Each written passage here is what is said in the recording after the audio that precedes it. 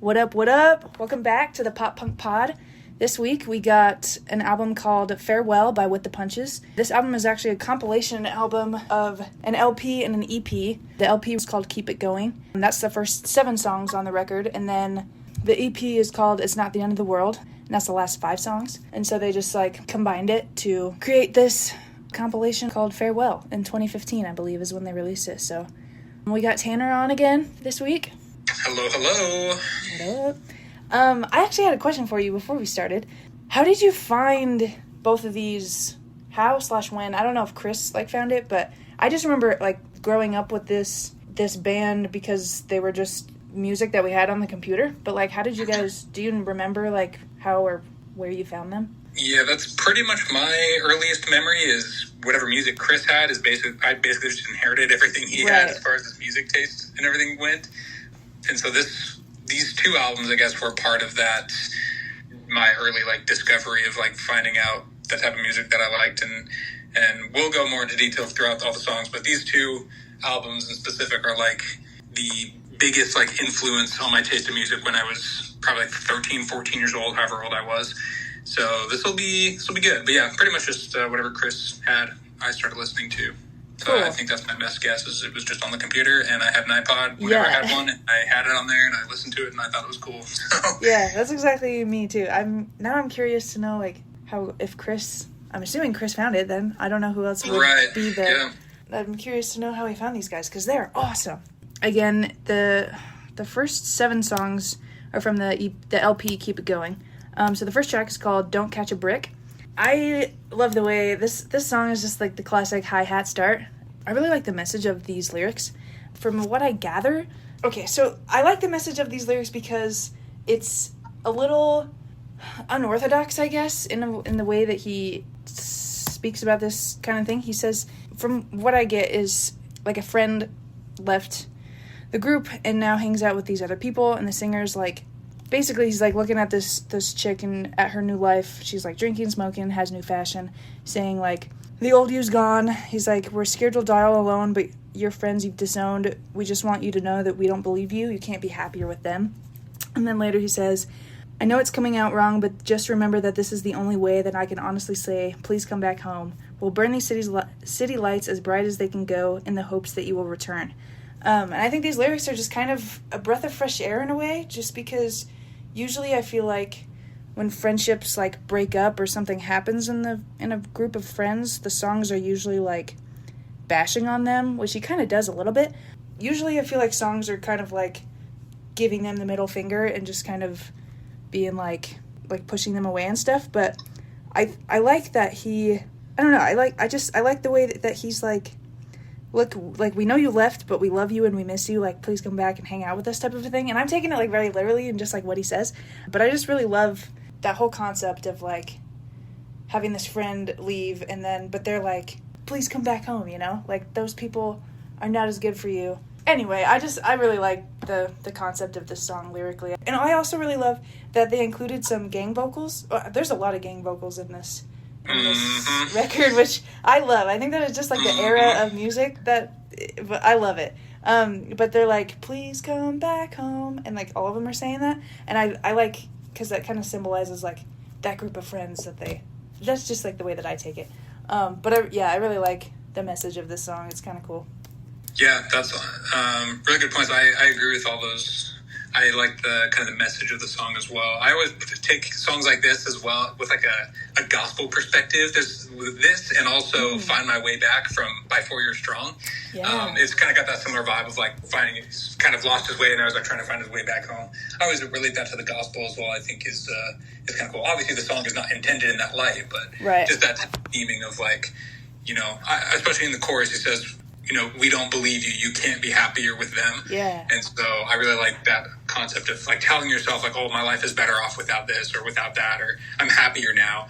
But, people from the outside are looking at it as no way you could be happy. You're living the life you're living now, kind of a thing. We can see everything. You're so involved in whatever you think is good for you. So anyway, I agree with all those points that you made there. I really like that. The only musical point I had, 2, is I really like the chorus chord progression.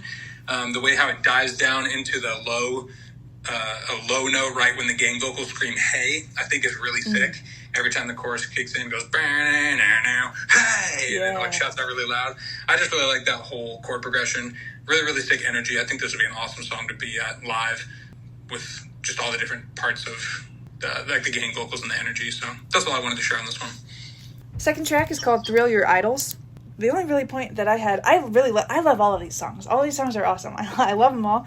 But I really liked at 2:22 in the bridge, he says, now there's this voice inside my head and I wish that I could turn it off, get some sleep, but instead I'll stay up all night long. Later on then he goes, the tick-tock from the clock and my heartbeat becoming one and the same. And I like all of that because I feel like it's really relatable. Like everybody can relate to, not sleeping because your brain won't shut off. And I just, that stuck out to me and I really liked that. And then I liked the way he describes the tick-tock from the clock and my heartbeat becoming one and the same. Because, I mean, I've been trying to go to sleep in a room before where the clock is just like ticking. Like that, the clock on the wall is just going, and you can just hear it while you're trying to go to sleep, but you can't. But I just liked that he connected the clock and the heartbeat just like morphing together, and just kind of like this, not necessarily going insane, but like, I can't go to sleep. Like, anyway. And I also, in that part, when he says that I wish that I could turn it off, I have always loved the way he says I could, because he like belts it out. And it just like sounds so cool when he says it. I've always like anticipated that part when it gets there, and I love that part. It sounds awesome. Yeah, I think that's awesome. I agree with that part there as well. With the way he says "I could," that always stuck out to me as well. This one is actually the only song that I really didn't have any notes on. I do like the song, and I mean this in a good way, but to me, this song is just mid. That usually has a negative connotation, right? But I mean it in a good way. Like, it's still good. I have it on my playlist, and I listen to it, and I like it. It's just, compared to some of the other songs, it's just not my favorite. I like some of the other stuff better. So I won't talk about this one really. I have plenty of other thoughts for other songs. So sweet. Track 3 is called Corporate Ladder Match. Yeah. So for the song Corporate Ladder Match, this is actually a song I basically didn't know existed until I re-listened to this just this week. I heard it like once or twice maybe, but I never added it to any of my playlists, so I totally forgot that this song existed when it came on. When I was listening to this, I was like, what the heck is this song? I've never heard this in my life. Yeah, because we never had it on the computer, Yeah, so I never had it on any of my playlists or anything. After listening to it, there are a couple of parts I really do like, mostly just the breakdown is actually pretty good. I enjoy the breakdown of this song. Is really the only talking point I had on this one. Everything else is still good, but this one, for whatever reason, never impressed me enough to add to any of my playlists, so I totally forgot this one existed, but really solid breakdown, though. It was a nice surprise when I got to that. I was like, that was actually kind of good, so that was all on this one. Yeah, I liked the repetition of the last lines when he says, it's at 2:06, he says, we don't know where we're going, but we're on our way to cross the Atlantic Ocean. It never seems so far away. I don't know. I really liked that one that he repeated that section, but also the fact that the first two times the instruments are kind of all the same. But then the third time he says it kind of changes a little bit. And then the fourth time it like builds up even more to like its biggest point. And I think that like sometimes it's like the simplest things that make the biggest impact. And in this case, it's just saying the same thing over and over and over again and just changing the delivery each time. And I just liked that. Also, with the words, like, we don't know where we're going, but we're on our way. Saying that over and over again was just, like, super, like, cool and uplifting, I guess, in a way. Because, like, a lot of people don't know where they're going, but we get up and we go and throughout our day and we do stuff anyway, you know? We live life, even though sometimes we don't know what we're doing. And anyway, I just really liked the delivery of that last bit of him saying that over and over again. Track 4 is called Burned at Both Ends. This one I used to listen to on repeat. Like, this song, it's hard to pick a favorite, but this one's probably definitely up there for me. The intro, bro, is fire. I don't know what you have to say about that, but that's all I gotta say, because it's freaking awesome. This song, so what's sick about this is it obviously has the cool little and it repeats that over and over throughout the whole song. Basically, it's like the theme of the song, which is really sick because no matter what chord progression they're playing, and it's like playing in the background, it always fits and sounds good. But yeah, this one just has a really thick intro with the build up and smashing in and everything. And the lead intro guitar is droning throughout the entire time. It never changes, it never deviates. And it's just super awesome. This song, in general, I have this, the first note that I put for the song is S-tier song. This is, yeah. This is an S-tier alert right here. Like, this song is S-tier. I love this song. It's that awesome theme that's repeated throughout the intro and the choruses and stuff.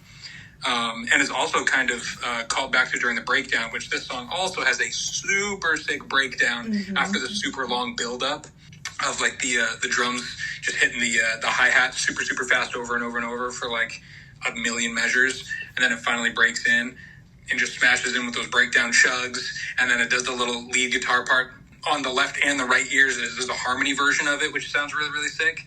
And just the overall energy of the entire outro as well, where the drums are constantly hitting the bass pedal and smashing the cymbals a lot harder throughout the different portions of the outro. Sound really sick. I made the comment from one of our Story So Far songs where one of their outros, they are playing the bass drum and the snare at the exact same time to give it some extra punch. And that's what they do at this outro as well. Whenever that bass drum is constantly hitting, he's also hitting the snare at the same time as his bass pedal, which just gives it that extra punch and sounds really sick. So yeah, overall, I love this song. This is absolutely S tier. Yeah, that's something that I wrote. I said this song is 10 out of 10. So yeah. Just one line that I want to point out because I really like it. He says in the second verse, I believe, he says, "Put down the pebbles in my hand, climb the ladder, put a brick right through your window. You're going to hear me out. Yeah, hear me out on this." And I just loved how, like, savage that was. Because, like, it's that classic, like, throwing pebbles at somebody's window. It's, like, romantic or whatever. But, like, he's like, the conversation does not elicit pebbles. It's like, I'm going to put a brick through your window. Like, that's how, like, it's, I just love it. And I'm glad you brought that up. That was a point that I really like in the lyrics every time I hear that as well. Because, like you mentioned, you're throwing pebbles at someone's window. It's usually, like, romantic, like, hey, like, climb on down and, let's sneak out. But this is, like, the opposite of, like, no, like, this isn't romantic. Like, I've got something in my mind and I'm going to tell you, like, I'm not going to throw pebbles at your window to get your attention. I'm shoving a brick through there and you're going to, you're going to hear me out. So I really like the lyrics, just that shift in tone as opposed to turning it from that romantic, what's the word? Like that romantic trope or whatever, and then flipping it on its head and talking about chucking a brick through the window instead. So I totally agree with that. Yeah, along with that, like one of the first thing he says is, "I'm sitting here imagining you in a million different situations, and I have the worst intentions." Like I've always loved that line because it just is so aggressive, and I love it. Yeah, that's true. I didn't think about the lyrics when I was listening to this, but yeah, I think passively every time I listen to this song, I think the same things that you're saying, where just the lyrics on this one are actually really solid, and I really like them. Track 5 is called Stick and Move. I've always really liked the first lyrics that kick in. He says, I just need you to know that everything I said tonight was practiced in my room, not 20 minutes before I saw you. And I just think that's so, like, I've totally done that before. Like, just practicing what you're going to say to somebody before you go and say it. I've always liked that. I could just, like, see that in my brain when he says that, and I think it's cool. I don't know with this song if this was, like, on purpose or, like why they did it, but I really love the vocal quality. It sounds kind of grainy, and it's not necessarily, like, a bad quality, but it's not, like, clear and polished like the other songs. It almost sounds like it's coming through, like, a phone line or something, specifically in the verses. I don't know if you've noticed that, but I've always loved...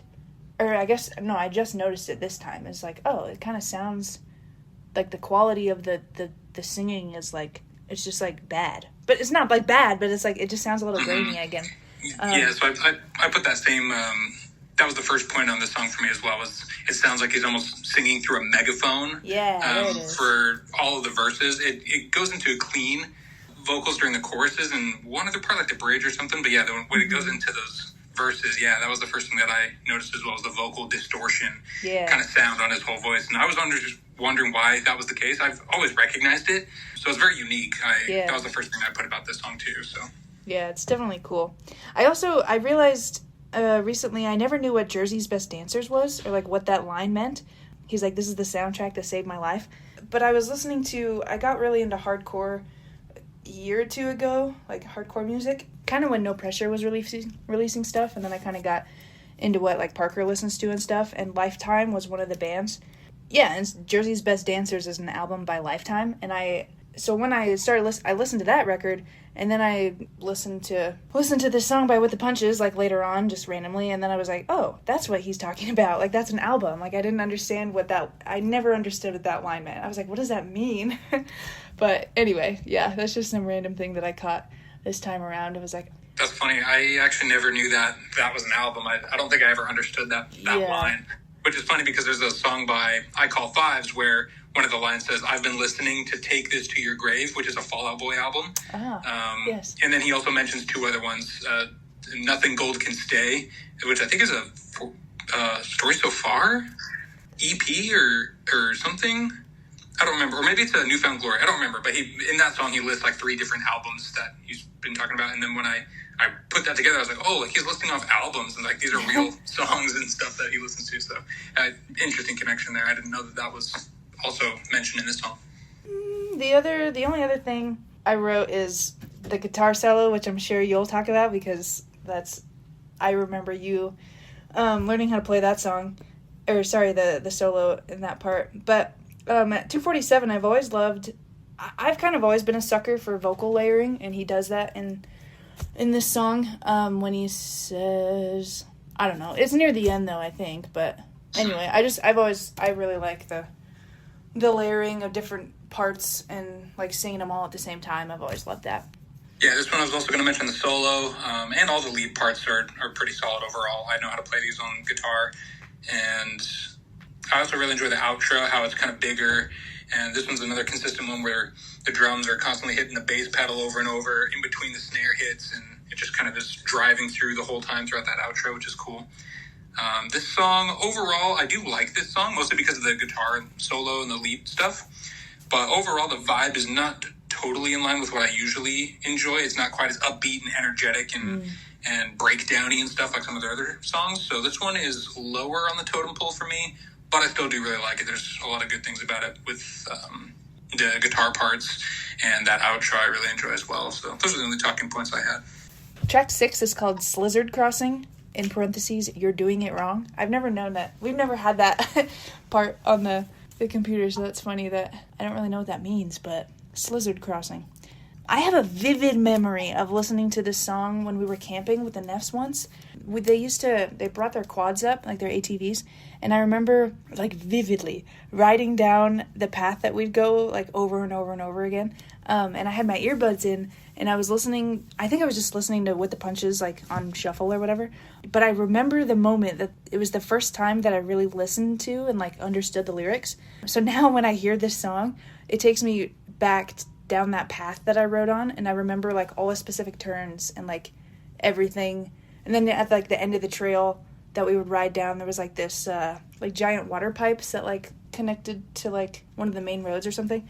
Anyway, yeah, this song, I don't really have a whole lot to say about this song, but, like, it just brings me back to that specific memory of quadding in the woods.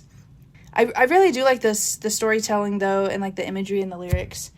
Anyway, yeah, no, I like basically talking about how this girl is like this bad person, or like, stay away from her. Mm-hmm. There's some, a fairly common, not super common, fairly common, I guess, in pop punk, with like just the girl song, talking about whether they're in love with them or whether they're horrible. So yeah, kind of a classic little pop punk trope there. Mm-hmm. That's all I got with this one. I just like the vibe of it. Yeah, I've got a few notes on musical-wise. I love the opening riff on the song, and it also plays during the chorus and stuff, but I think it's really, really awesome. Mostly when it comes in the second time, so leading into the first chorus, everything drops out except for the hi-hat and then like a filtered version of the main guitar riff. And that part when it's just the drums hitting the hi-hat and it's just that guitar, I love the tone of the guitar that's played right there. It's just on the left ear, I think, but it's basically got this like really fuzzy, crunchy sound to it. It's not like the normal, pure, big and loud, but it's just this really awesome, distorted, chuggy kind of sound that I love it every time it comes in. Right before that first chorus, I'm like, oh yeah, like that guitar sounds so good and so chunky. I really like that. I also really like the chord progression of that intro kind of riff. Basically what it's doing is it's just playing the root note and then the second note. So like if you're in the key of C, it's just playing the note C and then the note D. But the cool thing that gives it extra drive and power is that first note is, the song's not in the key of C, but that was just an example.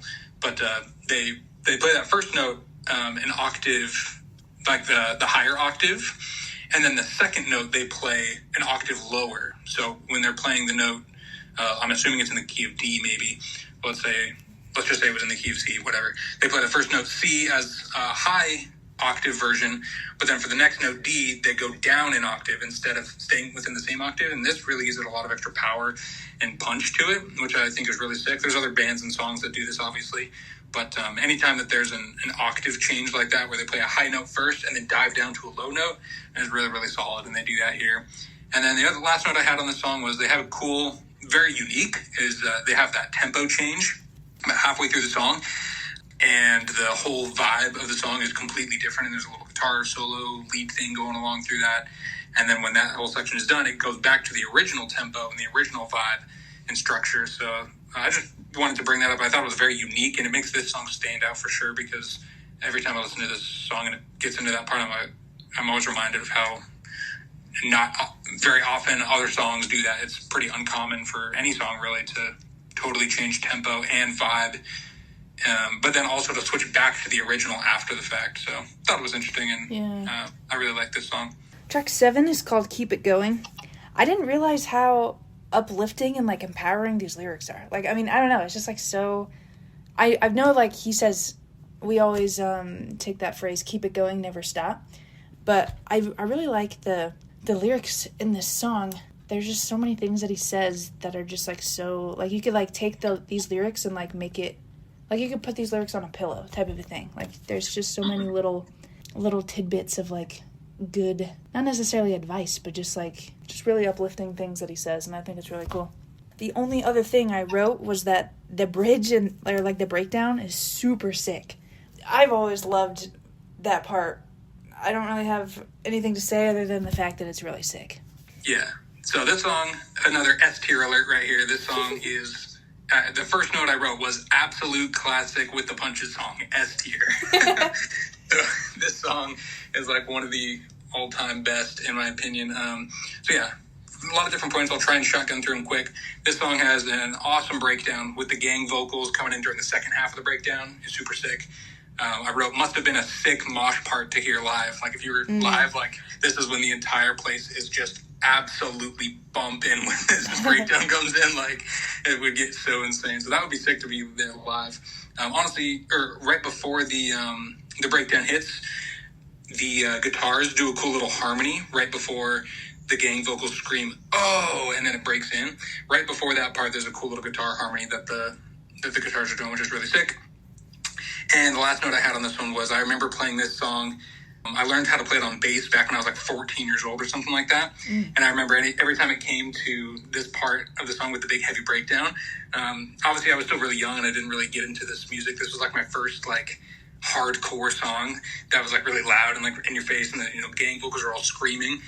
And so I remember when I would play this song in my room, I would like turn down the volume when it got to that part because I was like paranoid that mom would like not like me listening to this intense music.